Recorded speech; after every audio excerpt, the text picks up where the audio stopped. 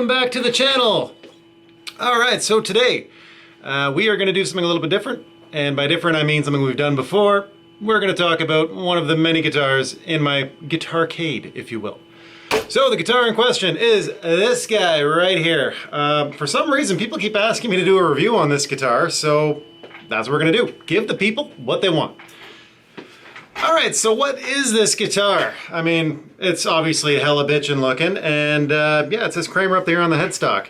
So this is basically it's just a Kramer Pacer, but it's a Pacer in Bengal Tiger finish. Now this is not a new guitar by any stretch of the imagination. Kramer's been making these for quite some time. This one, I'm not exactly sure how old it is. I'm going to go ahead and assume it's probably somewhere from 2015 or 16, maybe 2017 at best, just because of the region where I live. You can't buy these anymore. I don't know why. You can still see them listed on the Kramer site. You can still buy these from American retailers and lots of other retailers in Europe. But where I live, here in Canada, nobody stocks these anymore. So they're kind of old when you do find them on the market around here. So yeah, there's that. A lot of people seem to mistake this guitar as being a satchel guitar or associated with the guitar player Satchel from Steel Panther. Some of you are probably quite familiar with the guitar player I'm talking about. Really flamboyant 80s style guitar player, so naturally a guitar like this kind of seems like something he would play, but this is not actually a Satchel Pro Model guitar. He does have his own Pro Model guitar, or did I should say, with Kramer back in I think 2015 when he was endorsed by them before he jumped over with Charvel. I happen to have that Kramer as well. Maybe we'll do a review on that one later on if you guys want. Just let me know in the comments below. But yeah, the reason why I think a lot of people think of this guitar as being a Satchel Pro Model guitar is it looks a lot like the current Charvels that you do see Satchel playing. And of course, back in like 2015, 2014, whenever he was endorsed by Kramer, he has been photographed a few times playing one of these live.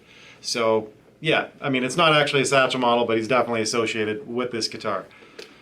So anyway, like I said, I bought this used not too long ago because you can't buy these new here. And I just want to mention as well, if you are looking for specific pieces of gear, don't be afraid to, hit up the used market and put up wanted ads looking for what, it is you're searching for.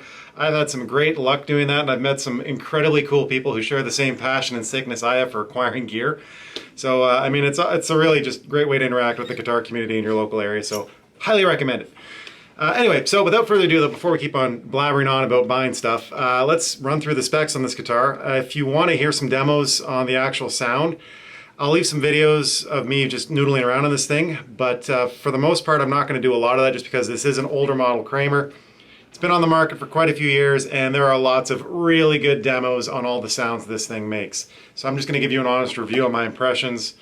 Having owned this guitar now for about, I think, 6 months or so, and just walk you through the specs and the pros and cons about it, okay? All right, so let's get going. All right, so first things first with the specs on this.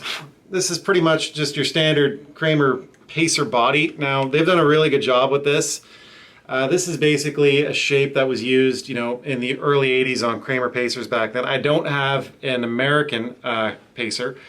I do have a Japanese-made Focus 2000, which is basically an import Pacer, and it is pretty much spot on body-wise, dimension-wise. It looks to be exact. So Kramer did a really good job with getting everything right to make this feel as much like one of the old Pacers as they could.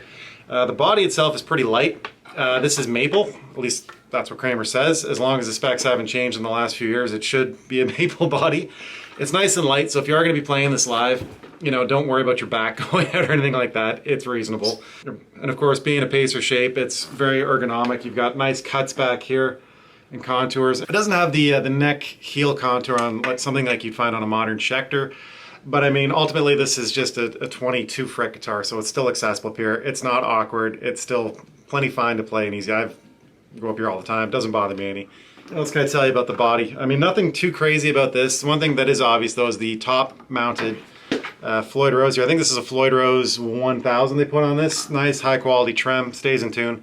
As you probably noticed, I got a detune on this one. You can see it right there. So because this Floyd is mounted on the surface here, you can just go ahead and deck that back like Van Halen, or those guys just rested on the body. That's what I've done with this one, to have the detuner on there. I have a lot of guitars like this. I like this setup, works for me personally. Might not be to your taste, but whatever. One of those things you can do, one of the perks of having a top-mounted Floyd like this instead of a recessed one. What else can I tell you about the body? I mean, the paint finish is what it is. It's pretty spectacular. I mean, that's really the main reason people buy something like this. It's a throwback to, the glory days of the 80s and flamboyant paint jobs, things you'd see on, you know, somebody like George Lynch's guitars or whatever.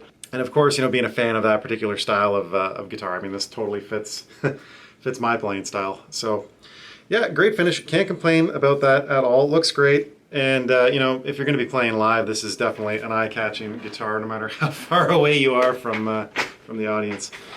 Let's move on to the neck. So as you can see, this is a maple neck. It is, you know, your regular kind of Fender scale length, 25.5-inch neck. For scale, we've got 21 frets, very kind of 80s, you know, standard issue sort of shred guitar stuff. The neck is quite flat, or at least I should say the fretboard. It's 14 inches, so it's definitely a shreddy guitar, a little bit more so than you probably find in a lot of stuff from the 80s. But it's nice. I mean, ultimately I like it. The profile is what Kramer calls a slim profile, and it's nice. It's comfortable. It's not quite true to my Focus 2000 Pacer that I've got. It's more of a thinner feeling neck. It's still quite comfortable to play, but it's not as beefy as the older ones. But again, I quite like this. This is pretty much identical to the Satchel model I do have, so I have a suspicion this is probably the same neck they used on both of those models. I don't think they gave you anything special for the Satchel version. A very comfortable neck, very easy to play.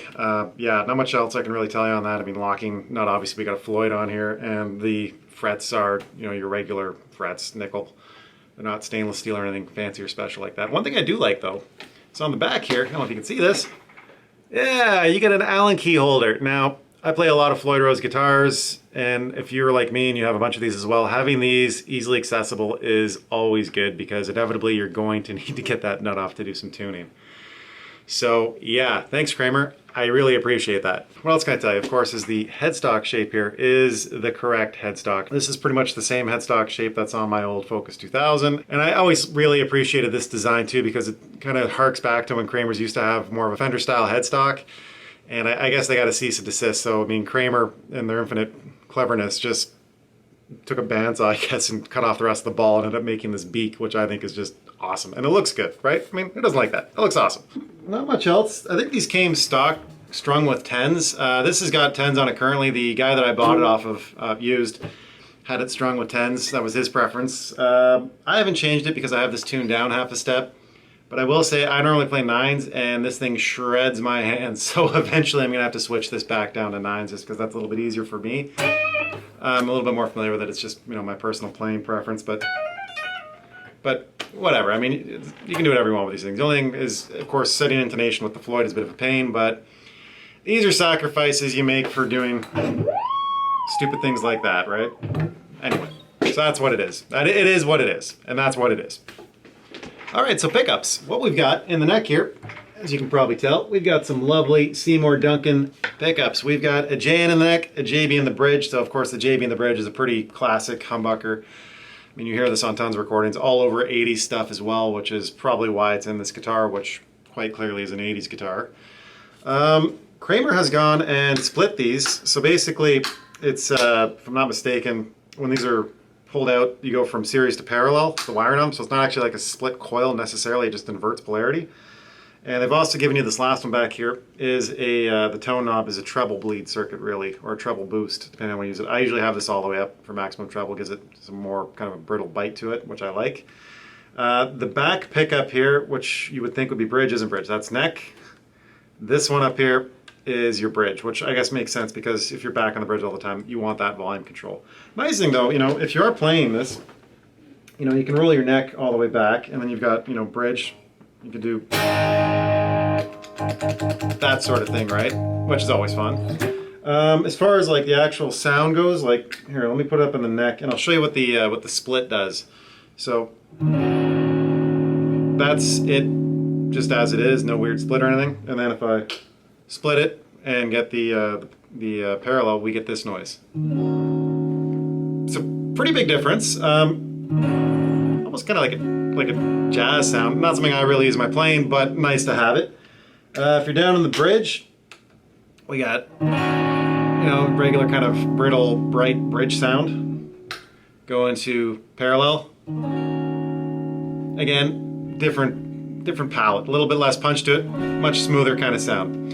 Again, I don't really use these. I usually have them just in the regular functionality, and you know, I use them just kind of, that's middle. Just cat's neck. Anyway, but I don't really use that function on these too much. Most of the time, probably 95% of the time, I'm back here on the bridge pickup, everything on max. Occasionally for a solo, I mean, I might go up to the neck, but again, I'm not splitting the coil or doing anything weird, that I'm just playing however. But nice to have these features if you do want to use them. Anyway, so I think they sound pretty good. Here's some video of what it sounds like in a regular playing context.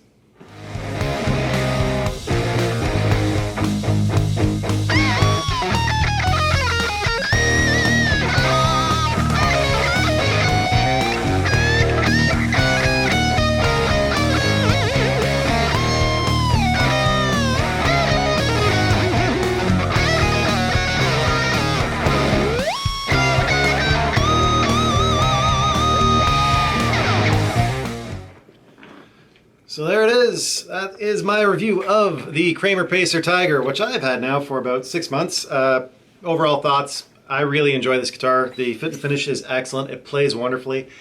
I don't know where this one is made. If anyone knows where current Kramers are being made, please leave me a comment below. I've heard that some are made in Indonesia. I know that they were making some in Korea for a while, but there was a strike and then maybe they changed a different plant. Anyway, I'm a little confused as to where the current ones are being made. Kramer doesn't really mention it on their website. It's not clear. So if you do know, let me know. I'd love to know. But yeah, anyway, this is it. This is the guitar. I really like it. I would say if you have the opportunity to buy one of these, definitely go for it. I'd say probably try and buy one used. I mean, guitar prices are really climbing right now, but I think that's just because the market is what it is. Seems like everything is going up. But fantastic guitar. And yeah, I don't foresee myself getting rid of this anytime soon. I really like it. And would definitely recommend it. But that's all I've got as far as review for you guys today. I hope you enjoyed it. If you did enjoy it, please make sure you hit like and subscribe. And as per usual, just keep on rocking, and we'll talk to you guys in the next video. Bye for now.